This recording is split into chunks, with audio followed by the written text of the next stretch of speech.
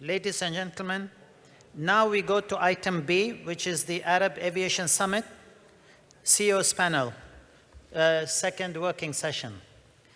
The Arab Aviation Summit is one of AGM's highlights, featuring a strategy debate, gathering distinguished speakers and moderated by a well-known figure in the aviation industry, Mr. Richard Quest.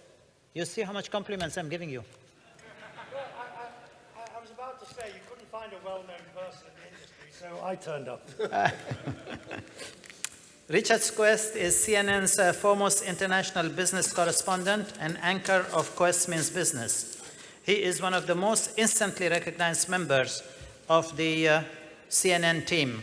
And it is, of course, my pleasure always to say that he's not only a well-known CNN team member, but he is a friend of ours. Quest is the host of two of CNN International signature monthly feature program, Business Traveler and Quest's World of Wonder.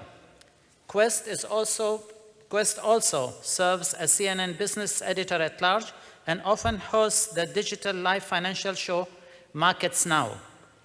As the COVID-19 pandemic continues to impact the economies and business around the world, Quest regularly interviews leaders across pharmaceutical, technology, aviation, travel, and tourism industries. Quest's dynamic and distinctive style has made him a unique figure in the field of business broadcasting. Without any further delay, I will give the floor now to Richard to introduce the panelists. Chief, thank you. You know, no. Thank you, sir. It is an honor, a privilege to be here in your country. You know, whenever people say, he's done this, he's done that, he's done the other, it just means you've lived long enough. And they either haven't fired you, or they're about to fire you, or they haven't discovered what you've really been doing. But I don't know anybody in this room that doesn't know what I'm talking about. We're all of a certain age. Now before we bring the panel up, and we've got plenty of time, before we bring the panel up, let me let you into a little secret. Just about everybody in this room, at some point, has sidled up to me and whispered in my ear, "Give them hell." Or they've said, "Don't go easy on Akbar." Or they've said, "Ask about Emirates Etihad." Or they've said, "Ask about privatization of airlines." And to the rest of you, I've said, "Well, what's the one question you need to ask?" And you all go quiet. So, you get one chance at this. My email address is richard.quest@cnn.com. It will come into my phone here. Feel free to email me a question that you would like me to ask anonymously. I'm not saying I will. But to those of you that have sat all day and spoken to me and said, "Oh, ask this or ask that," but actually, what we really need to discuss today, and let's bring the panel, what we need to discuss today, and this is what's framed how I'm doing this. There are two distinct groups of issues. There are those issues relating to the aviation industry overall, and many of those have been well rehearsed. And there are those issues relating to the industry in this region, which the Secretary-General discussed in great interesting depth this morning. And we're going to do a combination of both. So our first person is Engineer Abdennebi Manar of ACAO. Sir, where are you? Oh, that's a good start. Well, come on. The next is the CEO of Royal Air Maroc, Abdelhamid. Addou, where are you, sir? Come on. Henrik Hololei is the Director of Travel, Mobility, Transport. Basically, he's the regulator from the European Commission. You're sitting there, sir. Thank you. Tony Douglas, CEO of Etihad Aviation Group. Willie Walsh from IATA. What's the question we should be asking? I'm emailing you. Richard.quest@cnn.com. And look, he wasn't meant to be on the panel. I said he should be on the panel. And I have a rule. I put the person who's going, whenever I do a panel, I put the person who is the most shy, the most retiring, the most reserved, the most understated. I put them at the end so that they can be nice and quiet and rest easy. Akbar.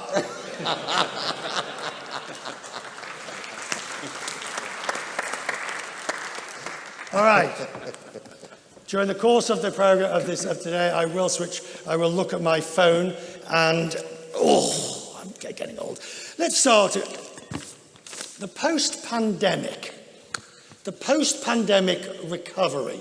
Before we deal with regulators, I want to hear from airlines. Let's start with Royal Air Maroc. How are you? I read your strategy document. You've just brought it out, a new strategy document.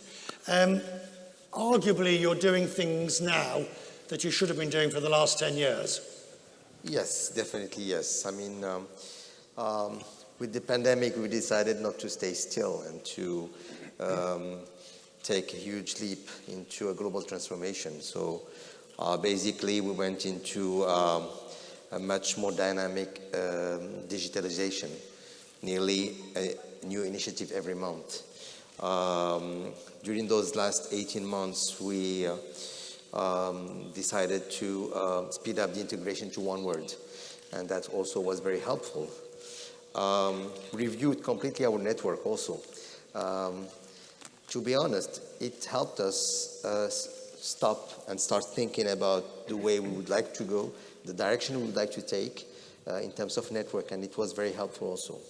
And finally... But are you prepared to make the really difficult changes? If I take, for example, in the EU, and I look in the US, where tens of thousands of jobs have gone, aircraft have been retired that should have gone decades ago, and decisions have been made to do that. Are you prepared to take those decisions, or are you carrying on as normal? Well, this is exactly what we did, Richard. First, we had, of course, to ground lots of planes. We had to, unfortunately, furlough a certain number of staff. But we also certainly reviewed the relationship that we had with the unions. And you know how the unions are strong in our industry. And this was very positive and helpful for all of us. Tony Douglas, as an operator, don't tell me how good it's become. Tell me what you did, the strategic, fundamental changes you've made that make Etihad today different to as it was. I think people are well aware. That earlier on we followed a strategy which was closer to a quasi-alliance. And in our earlier teenage years. A failed strategy. And I made a few mistakes in my teenage years. I know you wouldn't have done, Richard, or nobody else for that matter, but we'll fess up to the fact it was a mistake. And quite often it's better out than in to make a bold statement like that rather than try and paper over it. So we started in 2017 with a piece of open heart surgery on our balance sheet, through necessity, and it was a fight for survival. No sugarcoating of that either. It took bold decisions to radically change the size of our fleet and the number of different aircraft types that were contained within it and the shape and size of our organisation. And I think we got to the end of 2019, we were about 9 months ahead of that plan. What could possibly go wrong? And of course the pandemic tripped us all up. So rather than kind of easing off, what we did then was accelerate a bit further.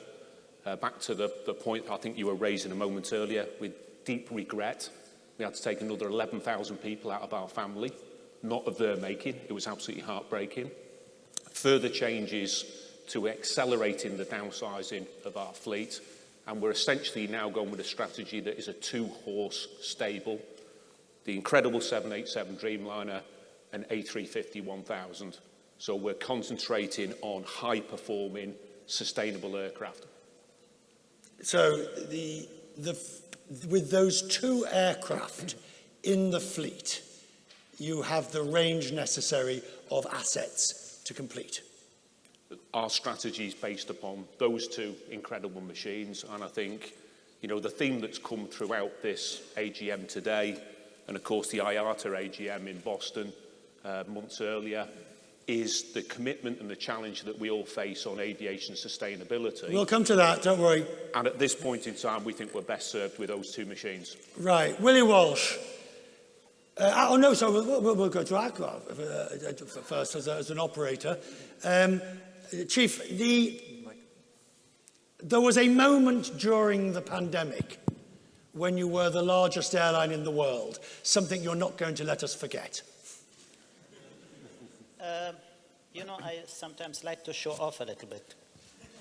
So, as you said, I'm a very understated person, so I will follow that line. All the airlines in the world took a strategic decision, was to stop flying. Pandemic hit, everybody grounded their airplanes, everybody froze the employees, cut salaries, sent people home, destroyed people's livelihood in many cases. We at Qatar Airways decided that the strategic decision we will take will keep operating, albeit with a smaller fleet, because the passenger numbers were not there. But we started to look with my team, the credit goes to the entire team of Qatar Airways, that there are opportunities, and this is exactly what we did, to continue flying, but starting to grow, looking where there are niche markets where need service which is not existing. So we were only airline not only to be the biggest operator, but also an airline that opened new routes during that period and took business opportunities, especially when we saw that all those grounded aeroplanes could be used to carry freight.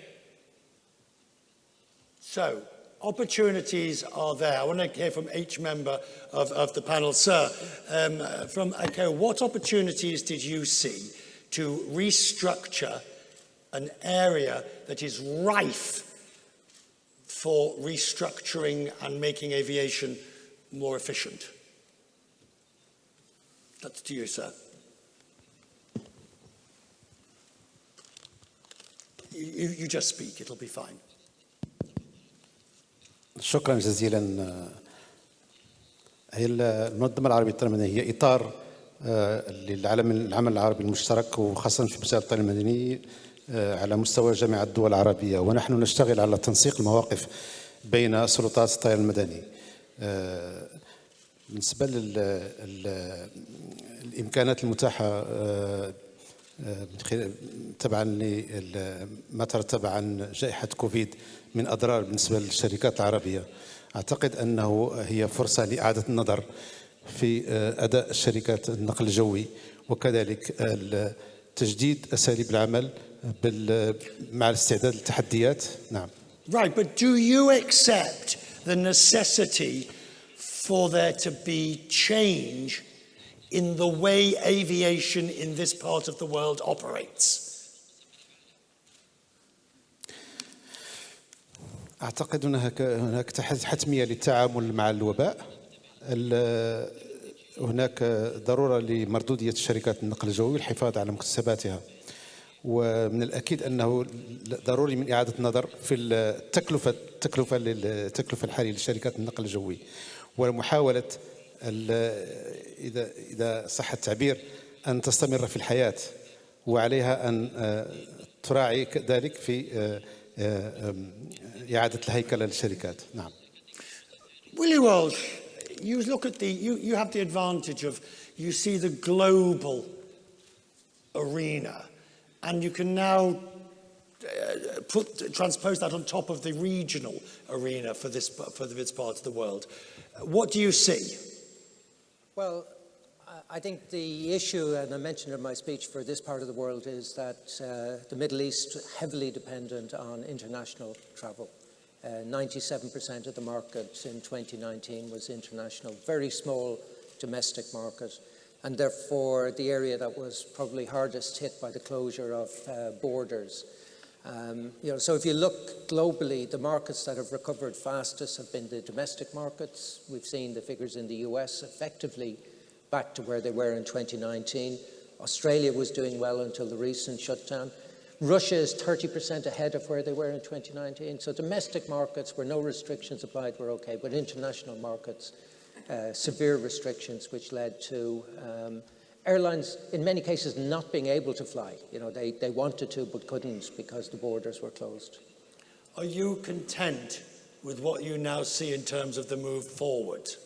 Not really. I've argued for some months now that the data would support a less restrictive measures from governments. I think when you consider that back in February of 2020, we didn't really know what we were dealing with.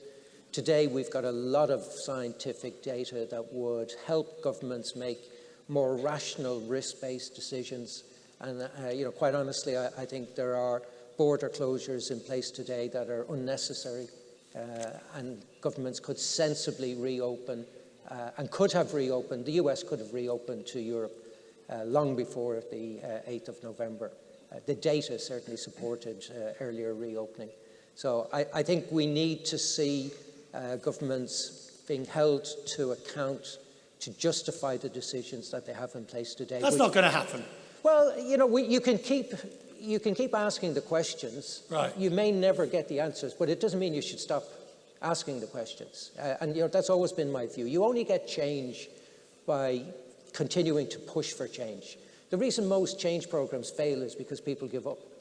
So, we've got to continue to challenge what's going on. And it may take a long time, but, I'm confident we will get there in the end. Henrik, you're here as the regulator of sorts from Europe. This is a market that everybody here wants to get into. What do you want from them? Well, Richard, I'll take the list out. But first, it's just so great to be here and to see you. I mean, I've really been missing that, and everybody already in the morning has been saying how important it is to see each other face to face, and I really say that it is absolutely great. That's why we need aviation. But look, this has been tough times, as we know. And what we also want, one of those things, and I have been also talking to some of you already, is that we would like to see the countries in this region as well to join in for the EU digital COVID certificates, which actually have served us extremely well. All countries who have had the mutual recognition decision, and in this region it's Morocco, Turkey, and a number of countries like UAE and Bahrain and Jordan and Tunisia and Egypt are in the process, have seen the traffic to go up. This is exactly what Willie was also talking about, that we have had the complexity of all kinds of regimes. We have had the restrictions, we have had all these things in place, and this has not helped us to fly. When we have the EU digital COVID certificate, which also IATA is supporting, and some other of those systems, that helps flying. And I think this is very important that you guys would also join in, and that we can help a little bit to accelerate the traffic. Second, I'd like really to continue to cooperate and to move towards the open skies. I'm very proud, and I also like to extend this to Akbar and his team, because the courage that this country has shown in engaging with the European Union in order to negotiate the comprehensive air transport agreement, which we signed 3 weeks ago. And I think this is a sign it is possible. It is possible to have a win-win outcome, and I hope that there will be more countries in the region that we can engage with. That's my second hope. Okay, right. Before we go further, you see in front of you a little sort of calculator device. All right? Now, I'm going to ask you a question, and I don't want to see the answer yet. But the question is, when do you think the industry will be back to 2019 levels. It's an A, which is before 2025, or a B after 2025. Before we see your answers, A is before 25, B is after. A or B? A. Before 24. 24. A. Yeah, 23, 24, A. 23. A. A? Okay, so the panel believes A. Are they right? You make your choice now. Push your button. A or B. And don't just be mischievous to prove them wrong. A or B. Voting is taking place. 10, 9, 8, 7, 6. And the result is? Where's the result? So the majority of people in this room believe that we will be back sooner rather than later. Now, what does Royal Air Maroc want or need from regulators? Well, first, we need to have one rule for the whole world. I mean, we cannot stay with such completely different decisions between a country and another one. When, after 9/11... Whose rule? I think the regulators. Yeah, but they can't agree amongst themselves. They agreed after 9/11. I mean, when everybody decided not to allow more than 100 milliliters of liquid in a plane, it was one decision taken worldwide. We need to have one single decision in order to ease the operations for everybody and that we can work in a safe environment. And today it's not the case. Willie, one rule. It's not realistic. I mean, I agree with you, sir, that that is the desirable, but you actually do the negotiations and sit with people, you can't get it. No, it's extremely tough, but I think the more people, and I would agree with Henrik, the EU has the digital COVID certificate. The more people that use that, the better. We don't all need to go out and invent something new when there's something that's readily available, free of charge, that does the job perfectly. So if we can't get everybody in the same place, let's get as many people as possible in the same place. Chief, Qatar has its own app. Saudi has an app. The UAE has its own system. Chief, is that not an example of where the Gulf region could have cooperated greater? Quite frankly, I think that all these different kinds of apps will disappear by the time the industry is recovering. And there will be one standard app. And that will be very similar to the yellow card that we used to carry in the old days, where we had a stamp on it for the vaccinations we were taking. The only difference will be that it will be digital. And quite frankly, I think by that time, there wouldn't be any more threat from COVID because there will be herd immunity, and at the same time, there will be a drug which is already out now that will control. So I agree with my colleagues and, of course, majority of the audience that by that time, the industry will rebound to the 2019 level. So basically what you're saying is by the time it's no longer necessary, you'll have solved the problem. Yeah. Yes, we have solved the problem, but this COVID will still be around. Right. But it will be like just a normal flu. And it will prepare us for the next crisis. Henrik. By the way, any member of the panel that wishes to contribute, just catch my eye and we'll move on. Yes. No, I just wanted to comment on what Akbar said, and I mean that would be ideal, of course, if we will get there. But I'm afraid about one other tendency here, what we have seen during the COVID, which is that the health authorities, they actually like the place where they are now. They are the ones who are making the decisions. Very often they are making the decisions, and the governments are just coming after them and not being able to take decisions themselves. I'm afraid that the health authorities don't want to let it go. And that's why they will keep on some kind of recommendations of the restrictions that would not allow us to go back to the normality, even when the pandemic itself but has you passed remember away. Johan Dieselblom's famous words during the, or maybe it was the Charles Michel's famous words during the financial crisis.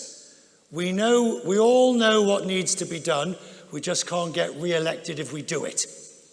Well, that's true as well, but here I don't think it's about re-election. I think it's more about the health authorities being in charge, and they really like to be there.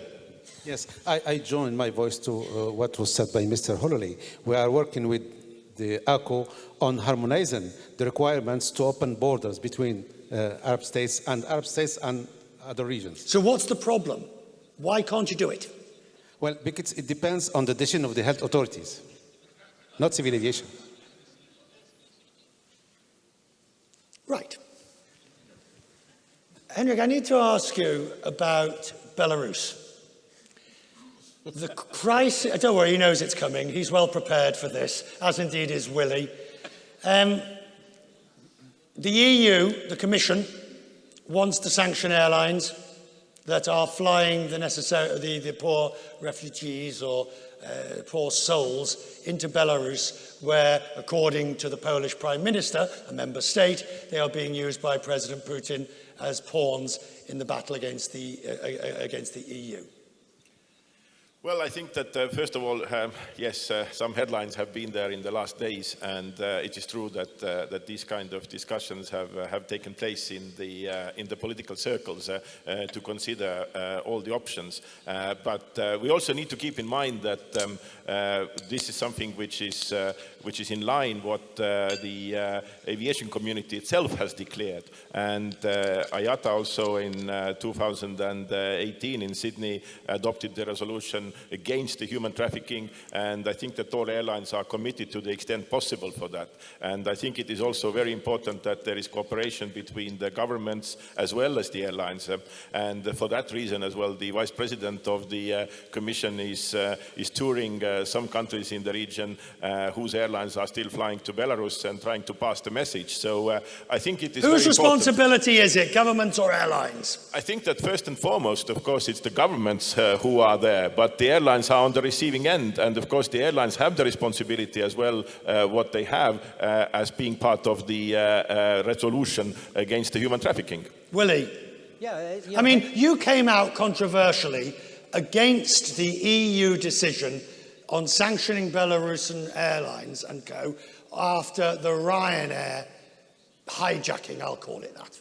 Yeah, no, I did, because I saw politics interfering with safety, and I thought that was wrong. I think there's no role for politics in safety. Now, if the decision was a political decision and they said, we're doing this for political reasons, fine. But you had politicians saying, we're doing this for safety reasons. That's not the role of politicians.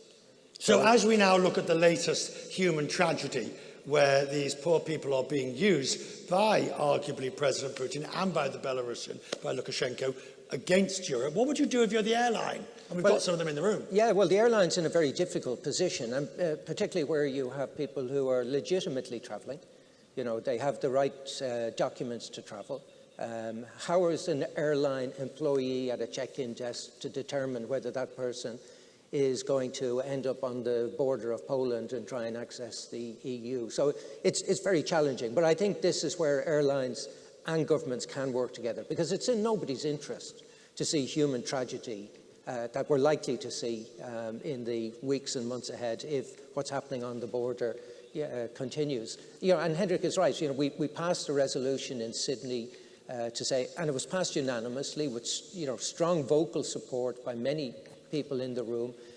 Airlines want to ensure that we can prevent human trafficking. I don't think we anticipated a situation like we're seeing today. So, I've no doubt that there are airlines around the world who would love to work with authorities to resolve Akbar, this. then Tony. I'm really glad that both Henrik and Willie are taking this position about human trafficking. At the same time,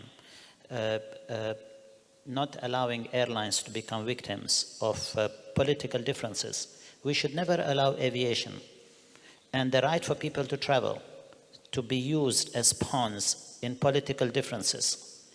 I think if Europe has any issues on that basis of people trafficking, then they should also realize that there are legitimate travelers that want to go to visit their families for training, for education.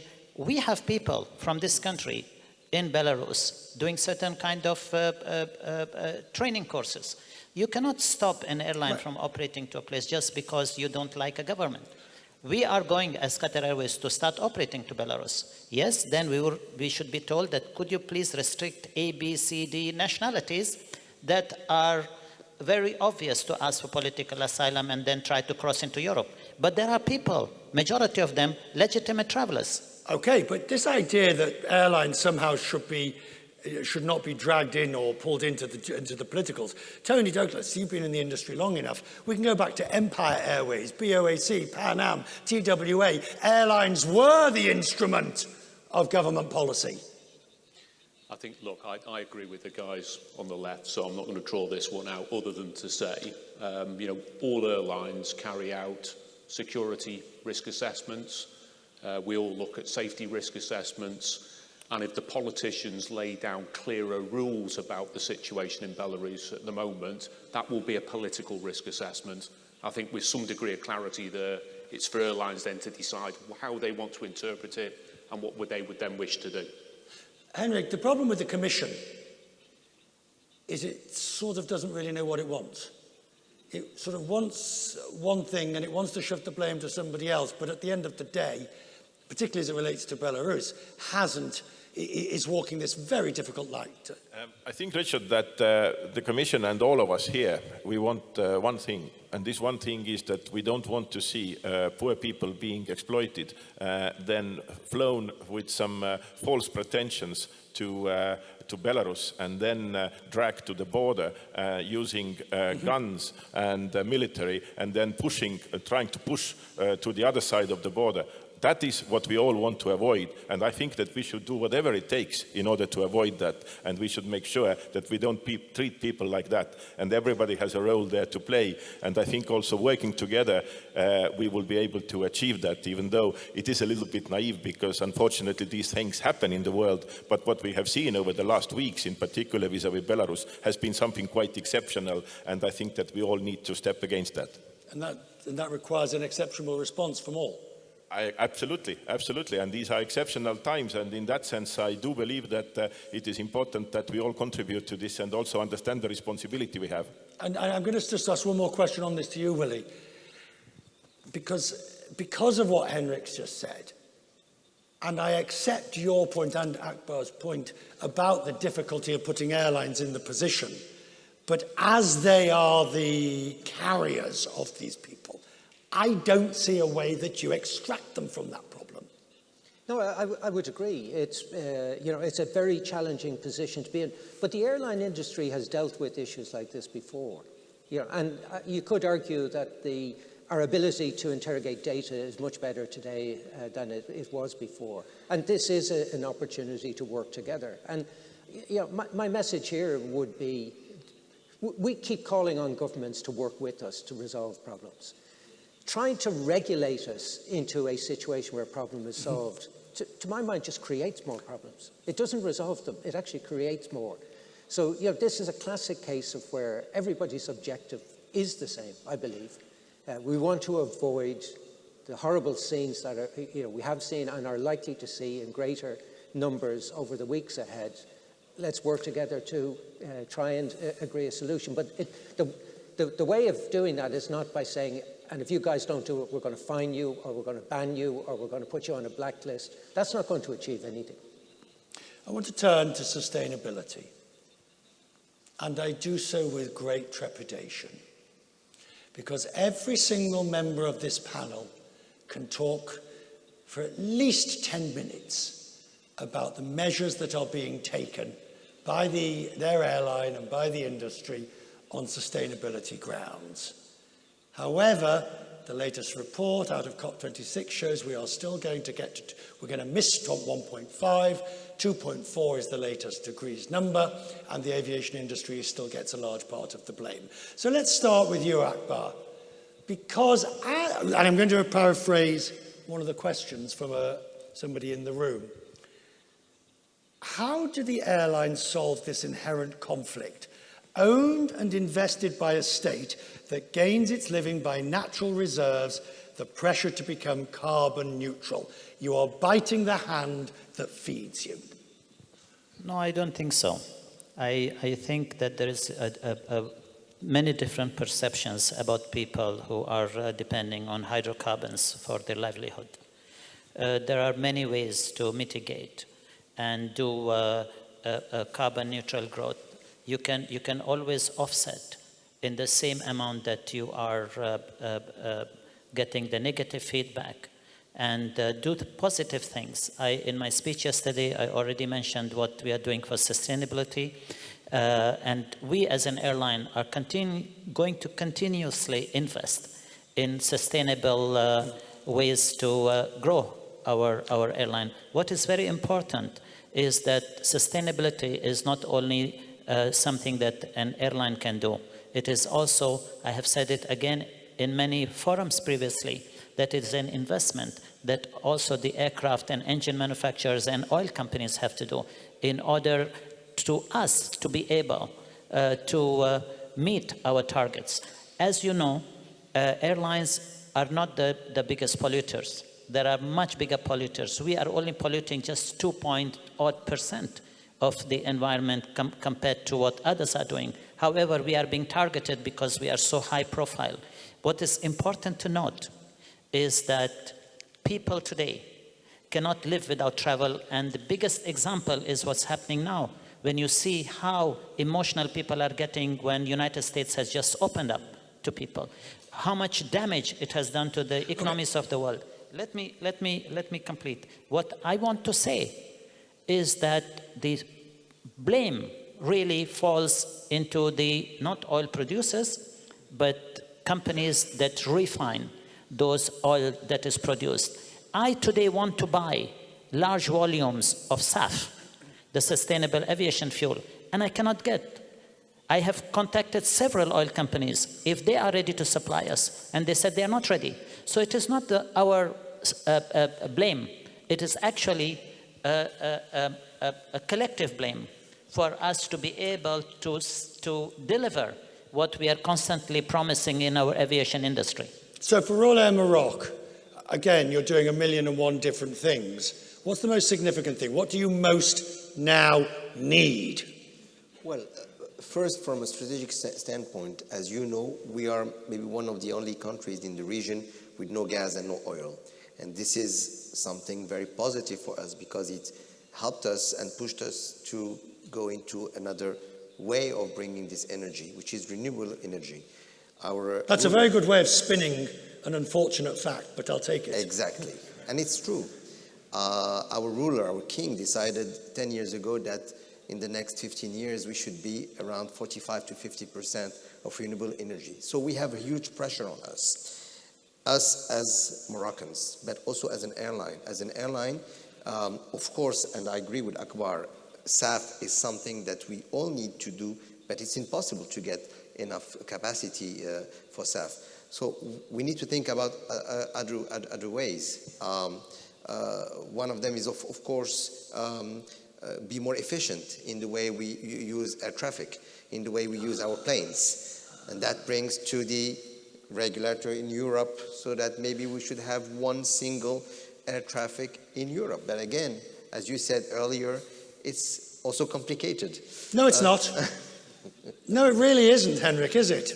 It really isn't complicated. A single European sky and a continuous descent has been the low-hanging fruit for the last 20 years. Thank you, Richard, for rubbing it in, indeed. But that's what I'm trying to do for the last 10 years, and I thought that, well, maybe the pandemic can be an ally here, at least delivering something good, because, you know, it just gives the understanding that you need to do something, and we are not still there. We still have these kind of very strong conservative voices coming from the different member states who still want airplanes to fly zigzag instead of doing the optimal routes. And we can, as you say, rightly so, low-hanging fruit. We can get 10% reduction in CO2 in Europe if we would deliver. So why? Why? Because member states don't want to give away the control. There is the false pretension of sovereignty in the air, which does not really apply on the ground. But in the air, where you have invisible borders, these borders are becoming somehow so important that you just don't want anybody to mess around with these. And this is not okay. But let me also come on the other aspect of sustainability. There are three particular elements. First, sustainable aviation fuels. And that needs to be, and I'm not going to go in details, but what I'm just saying is this is going to be like 2/3 of all the sustainability that is in the aviation sector, and this depends very much on the fuel producers. We talked about the single European sky, or let's say on a global scale, we talk about the ATM system. This is very much dependent on the air navigation service providers. And then, of course, you have the innovation, new aircraft, new sort of propulsion systems, and this is how the manufacturers. And in the end, no, come on. In the end, it's No. the airlines No. who have to deliver because they are the high profile. I always get the feeling that you're But it doesn't mean- you're doing their work for them. Look, that doesn't mean that the airlines shouldn't do anything and wait. They are part of it. But what I just want to say is that this chain is bigger than just airlines. We talk about the airlines, but we should talk about the aviation value chain or ecosystem or whatever you call it. That needs to become sustainable. So, Willie, why is aviation, then to Tony, Willie, and then to you, sir, because you're a regulator. So, Willie, why is the aviation industry continuing to be the bad guy and the whipping boy? Why have you, not you personally, but why have you done an appalling job of getting that message across? Yeah, well, you've answered your own question. We've done an appalling job of getting the message across, and I think for too long we were silent because we felt we could get away with it. This idea that we were only a small part of it and therefore we didn't need to say anything. I think that was a mistake. And we should have been more proactive. We should have been more vocal. We should be prepared to stand up and defend what it is we're doing rather than sometimes sit there quietly and take it. So we've got to get out and get the message across. So you'd expect me to say this, but I think the resolution at the AGM to support net zero by 2050 was important. Now, what's critical, though, and this goes to what you said about COP26, we've got to turn that resolution into action. And that action has got to be through sustainable aviation fuels. So let's talk, we'll come to you in a second, sir, but I wanted to Tony, your EY20 flight that was fully planned, fully programmed, saved, what was it? So I almost sent you a frightened to bring me in earlier on this one, Richard. I can see you've got 34 minutes left. No, I just don't want you to bore on at great length about this. But you love it when I start. So I think let's just stay with that flight for a moment. There's some real proof points on this one. No, please. 72%. Thank you. Leave it to me. 72% is the answer to the question. You've answered it. Allow me. The finger's going, sir, please. Allow me to finish. The balance of this is really important. So we took 38% sustainable aviation fuel from Heathrow into that flight back to Abu Dhabi. Why 38%? Because we couldn't get 39%. Right. That was all that was available, back to the earlier point, number one. We saved the equivalent of 6 tons of CO2 with the optimum flight routing, planning and continuous descent, 40 minutes out the flight. Big chunk of opportunity, which we're all aware of there as well. But I think the collaboration with everybody here, as well in terms of Boston, the subject's gathering momentum, it's important to realise that there's regulators, politicians, as well as airlines and the manufacturers all got a part to play in it. Right, well, I'm with you until that last bit, but the regulators, come on. Okay. What's going wrong? No, let me first say that I disagree with you when you qualify aviation as a bad guy for sustainable development. I didn't, I'm saying that the public does. The public perception of aviation is that you are the bad guys. Let me tell you that the history of the civil aviation since the beginning deploys the best and the last of technologies. And now we know that there are researches and developments going on to find or to deploy alternative fuels, or alternative fuels, but also aviation technologies. Mm-hmm. It will take some time, but we are following this research and development, and I'm sure that the industry will implement it as soon as it is available. Oh, I'm not so sure, but I'll take your point. I want to go back to your EY20 flight. The one thing that it did was identify the gains to be made. And it also shone a spotlight on the problems that Akbar said of dealing with them. I don't see, do you, Akbar, see a solution, for example, to the increase of SAF? To A, in capacity or quantity, and B, in price? Look, I don't think if they really produce SAF in volume, that the price will be an issue. It is like you have 2 bottles of wine, and that's all what is available. And you want it, so you will pay the price. But when you produce 1,000 bottles, then the price of those 1,000 bottles is fraction of the price of the 2 bottles.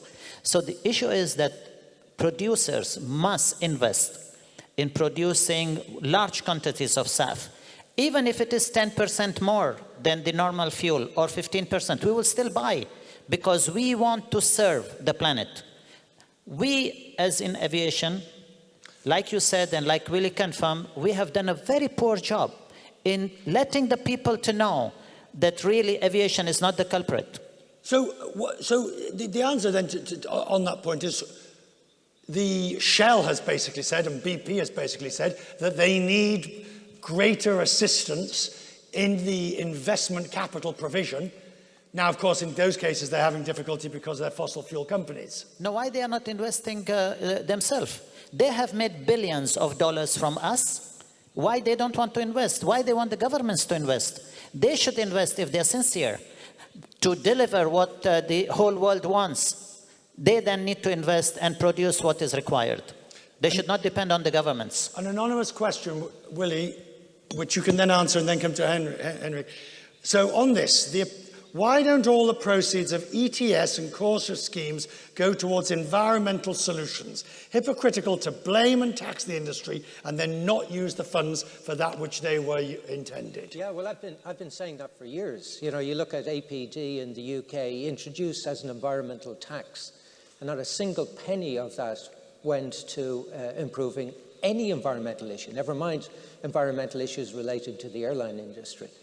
I think one of the ways, sorry, just to comment on SAF, we've also got to look at the price of SAF in a different way, because what we've got to do is factor in the price of carbon on top of the price of kerosene. And it's when you look at it that way, actually, that SAF becomes much more achievable in terms of cost.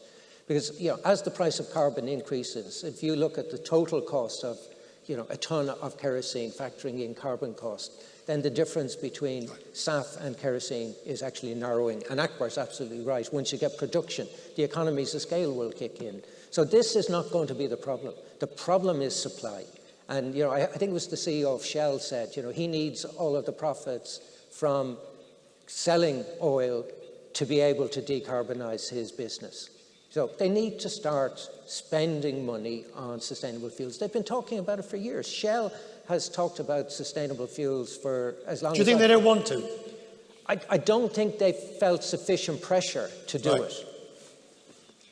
Yes, I mean, first, just to echo what Willie said on both. I mean, first, when it comes to the revenues, then it is normal that you would expect this to be used in the industry which is paying it. However, when it comes to the ministries of finance, you don't find a single minister of finance who is ready to earmark. So they take the money, they pay pensions, God knows what, and then in the end they say sorry, and then they tax more. That's the way it goes. It hasn't changed, unfortunately. Secondly, on the issue about the SAFs, I mean, first of all, I do believe that there is sufficient money in the market today in order to do the green investments. This is clearly a green investment. We have the taxonomy, we have the green bonds and so on. So I think that is helping to accelerate the investments. And the companies don't have an excuse to say that there is not enough money. I do agree that the governments can put money into the innovation, research to support, but not necessarily to support the investments as such. Thirdly, it's about the chicken and the egg. I mean, the SAF story has been there for a long time. It's like electric cars.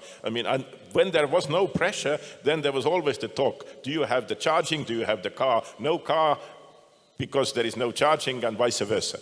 Here, we just need to take the next step. we put on the table, the Commission put on the table in summer, the proposal on the Refuel EU Aviation, which is basically about the SAFs. Here, we are mandating the oil producers to provide 2% blend in 2025, 5% blend in 2030, where the airlines will have the uptake obligation, but the fuel has to be put on the market by the fuel producers. This is definitely a pressure to make sure that there is going to be a larger quantity of SAFs available. Also, that there is the industrialization. And last but not least, to say that this is something which is the only serious measure to decarbonize aviation. So one question has just been asked. Let's find it. Where was it? Basically asking, as capacity increases, and this is a difficult one, and I'm aware of the competition, if the General Counsel's in the room, I'm aware of the competition regulations on this. But as capacity increases and planes are flying empty or starting to fill up, does there need to be better use of capacity, Akbar? In other words, fewer flights, possibly fewer flights, more full flights. It is all question of demand and supply. Exactly. You know, you cannot change your plans because there are no passengers and you still want to fly. It is, you have to tailor make the demand, and I think it's already shown when the governments have opened up, there has been a huge spike in demand. So there will be flights, there will be aeroplanes flying, but nobody in today's day will fly empty aeroplanes just because they want to fly. This is what you wanted to know, right? But a critical issue, Richard, that's been missed is, people are focusing on the number of passengers on board the aircraft. They're forgetting about the freight. They're forgetting about air cargo. Absolutely critical. If airlines didn't fly their passenger aircraft transporting air cargo during this pandemic, the world would be in even Does there need to be a crisis. rethinking of fleet? You know, this is why there was such a huge spike in demand for air freight, because there were no more passenger airplanes. So there was no freight moving around the world, and this is why we had to then do hundreds of cargo flights a day. But as we look at this region specifically, in terms of the future direction of air traffic in this region, both regulatory and commercial, Tony Douglas, where do you see it? And I'm thinking too many airlines chewing, I mean, I understand at the moment, I'm thinking 3, 4, 5 years out, which I know is stupid, bearing in mind who would have thought what happened 2 years ago. But are there too many airlines chasing too few passengers, all chasing the same passengers on a sixth freedom basis? I think it's demand-driven, pretty much the comment that was already made. 2/3 of the world's population are within 6 flying hours of where we are right now.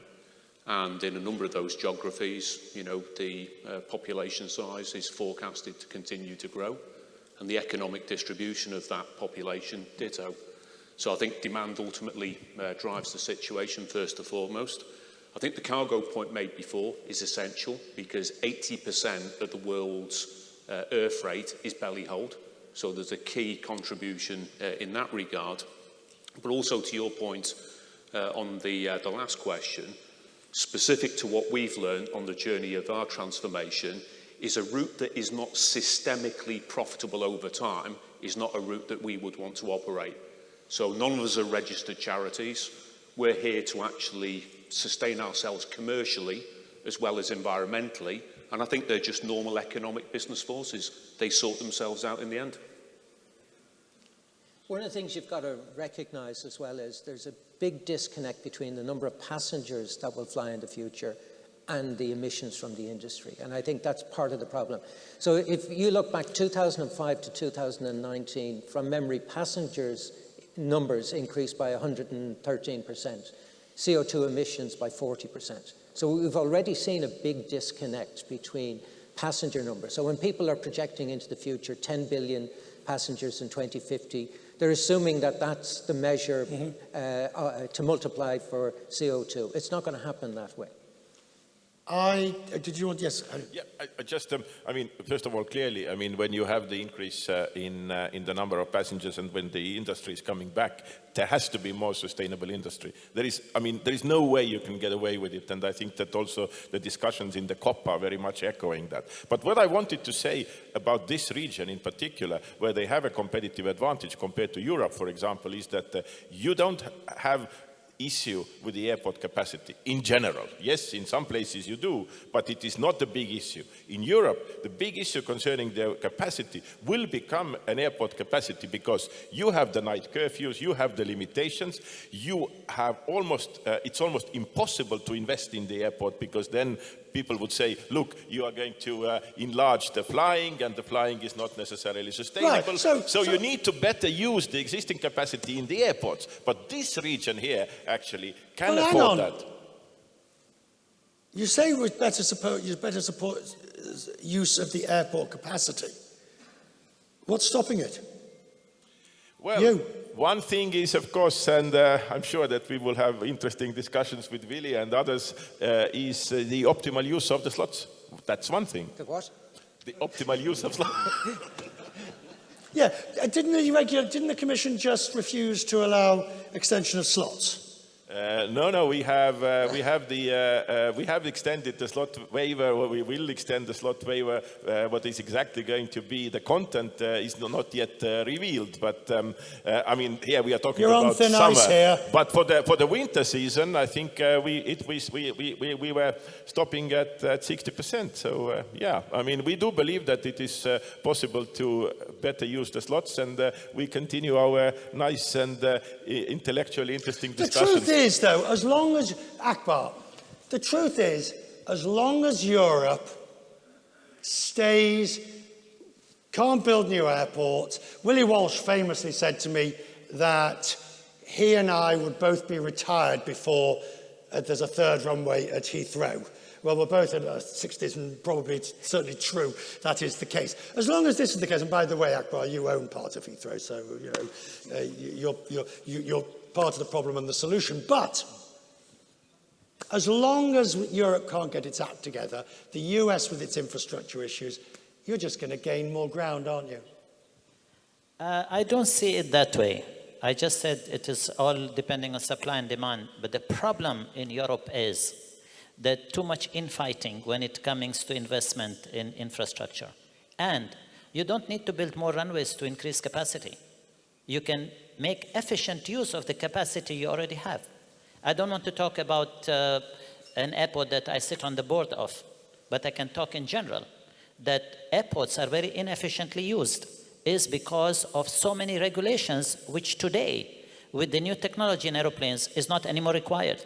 There will be a time in not too distant future when you will be able to use an airport 24 hours, even in Europe, because there will be so much efficient engines that future technology is going to bring that it will not have the noise pollution. Not anytime soon. Well, I think it will be soon, because there is so much pressure to do that. Yeah, you were saying? Well, almost what you said. The microphone. Yes. Well, I think we can use the airports almost 24 hours a day.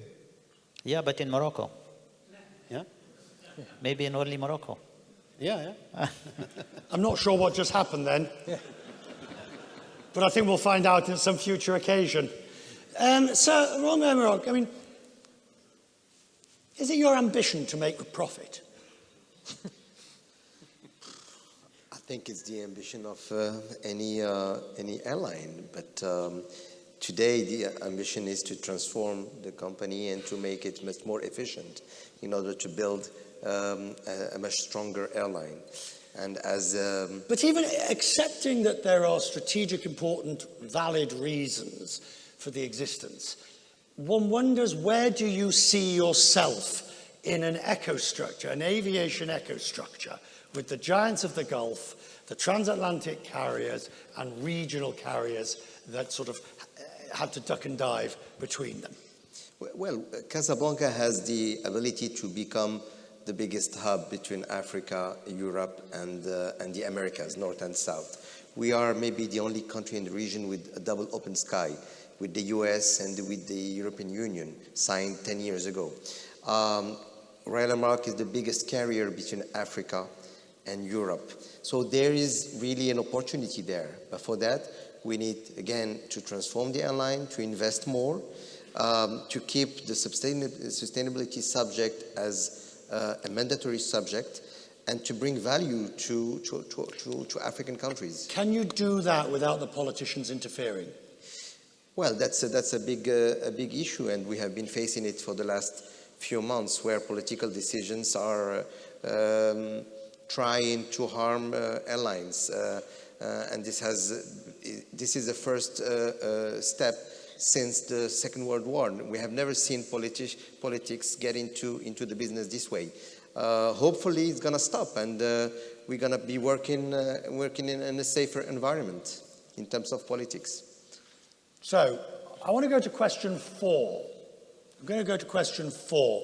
Thinking beyond the crisis, what is your number one strategic priority? Don't hang on, to take the answers off, please. Take the answers off. They're going to, thank you, good Lord. All right. Because you've all got different issues.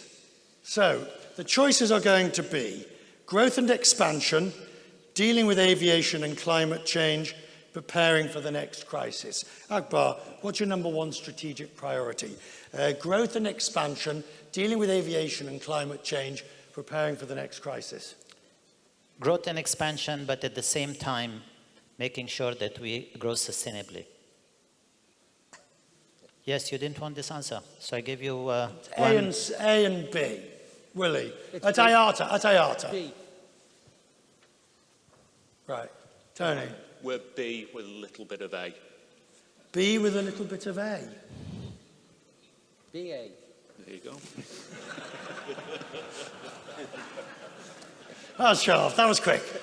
That was quick. Henrik. B with a little bit of C. B with a little bit of C. A and B. Which is first? 50-50. Sir. I think B would be compatible with A. So both. And you wonder why we're in trouble. It's a simple question. All right, now you vote. And you don't get the choice of B with a bit of C or a C or D. Which do you think is the most important? Growth and expansion, dealing with aviation, or preparing for the next crisis? Let's vote, and let us see the results when, give us 10 seconds. 9, 8, 7, 6, 5, 4, 3. And the result is? Look at that. 50-50. BA. BA.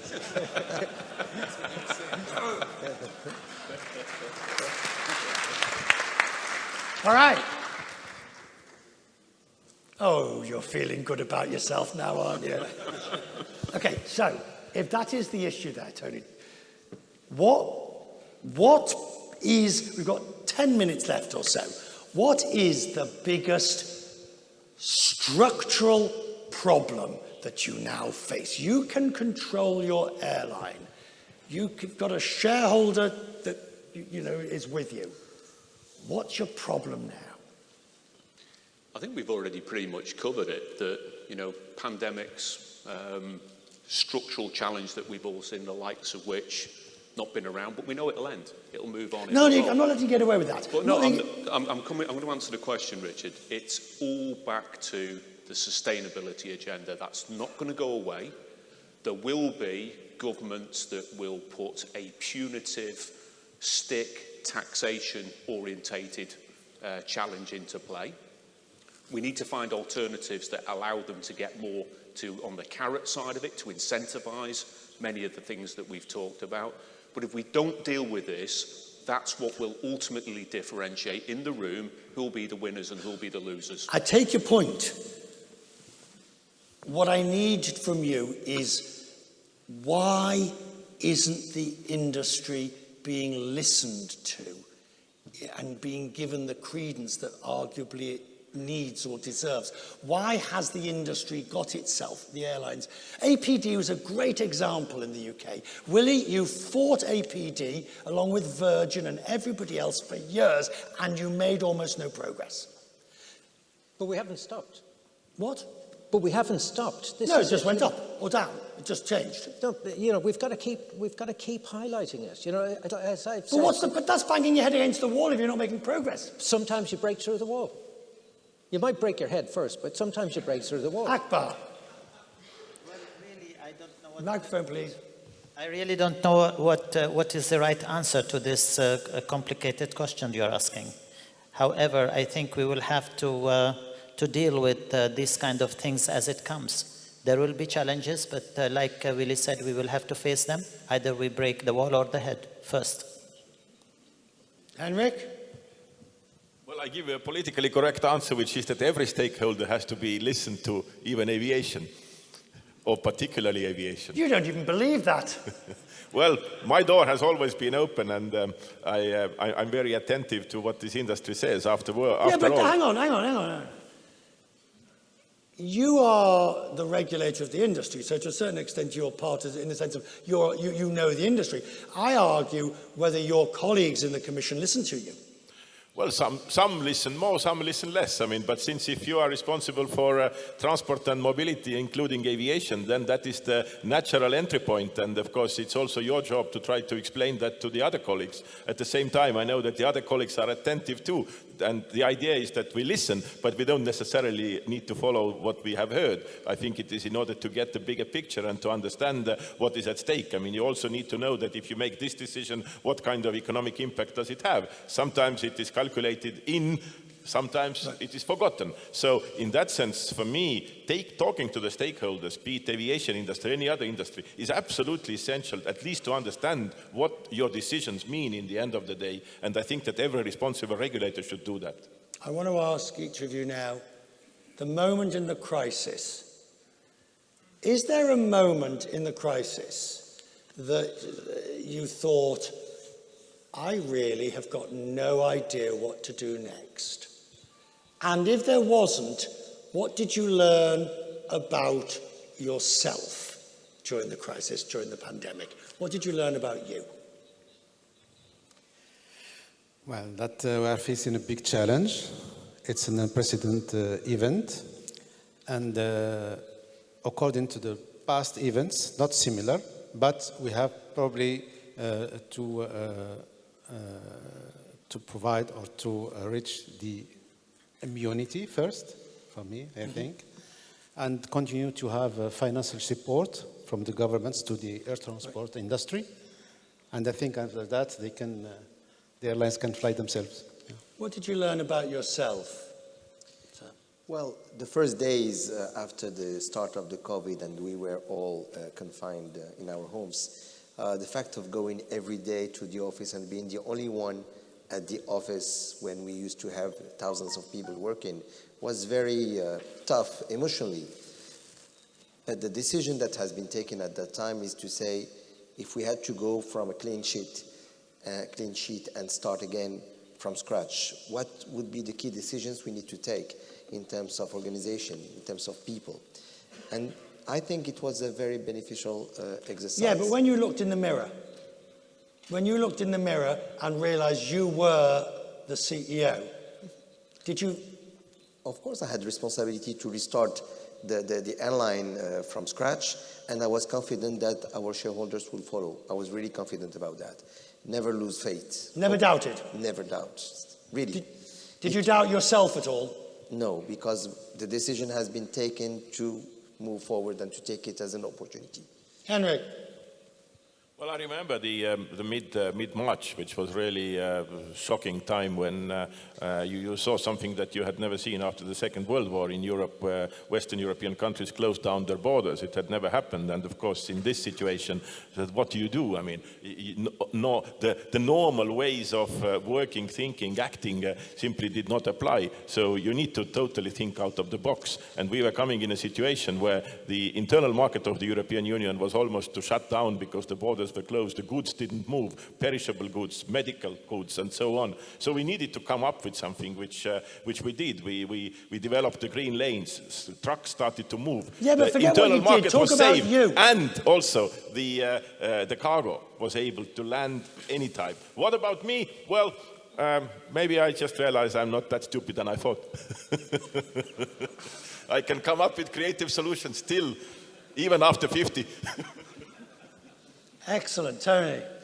I think, look, it's just about being more comfortable with ambiguity and uncertainty and trying to avoid creating false certainty and therefore, worst of all, convincing yourself and others of that false certainty. So, but at the same time, you have to give confidence. You've got to give confidence. You've got to have that absolute ability of how we'll come out the other side, but not to try and prescribe a route that actually, frankly, none of us knew how it was going to play out. And to some degrees, we still don't. Did you ever go home and just sort of say, I have no idea what to do next? I think the simple answer to that, in all honesty, would be yes. But what, again, I go back to is the point in terms of, you know what, that's okay.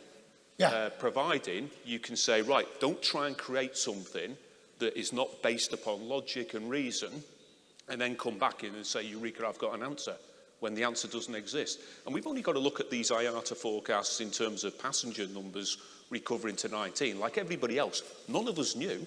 They continue to vary as travel restrictions change, as, you know, the pandemic got second spikes and third spikes and so on and so forth. That's okay. That's how these things play out. So the trick for me is always going back almost to like a lexicon, core values. Do the right thing for the right reasons. Because so often in businesses, in life in general, you see that people do the right thing for the wrong reasons or the wrong thing for the right reasons. And I think in some ways you get past then trying to create false certainty, go back to lexicons if that's not too kind of esoteric. Willie, you delayed your retirement from from IAG. Yeah, and to be honest, I'm glad I did. And I was sorry when I finished up that I was leaving the industry in the state that it was in. And, I'm delighted to be back in it now because, it's a great industry. And, the idea that somehow our industry was going to fail, I just could never see that happen. And, I think it's important that as industry leaders, we all present a future that is attractive for this industry. Because we will have challenges ahead of us, but I've no doubt that actually coming out of this, we will be in better shape in the longer term as a result of the measures that have been taken through this pandemic. Akbar, the one question people keep asking me to ask all members of the panel as the last question. Which other airline would you like to run? I would only like to run one airline, and that is the airline of my country. Tony? Go on, you've got... No, I thought that was a great answer, by the way. Yeah, you can't really go with that one, can you? Yeah, exactly. You can't do that one. And so I'd love to run Qatar Airways. How about that? I can put a good word in for you. I know somebody who might be... I think it is a very difficult wish to fulfill. Sir, if you weren't running Royal Air Maroc, Qatar Airways, maybe. No. Oh! You know why? Because there's so much potential at Royal Air Maroc. It could be foolish to stop now. Henrik, you regulate the industry, and you, sir, you regulate the industry, to you first. Wouldn't you like to run an airline and actually do the industry?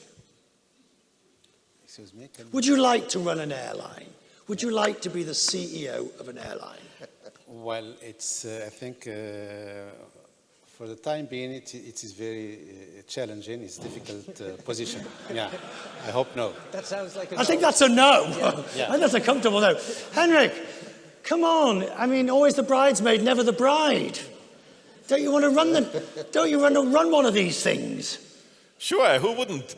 Which one? Not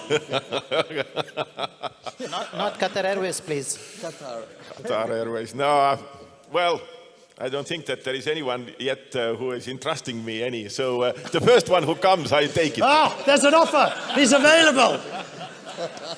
Willie Walsh, you have done the airlines, and now you're sort of regular, well, not regular, but you're, although IATA does have various issues.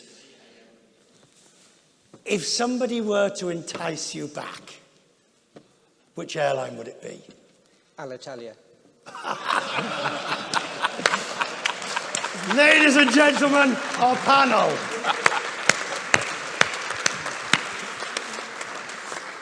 Thank you very much.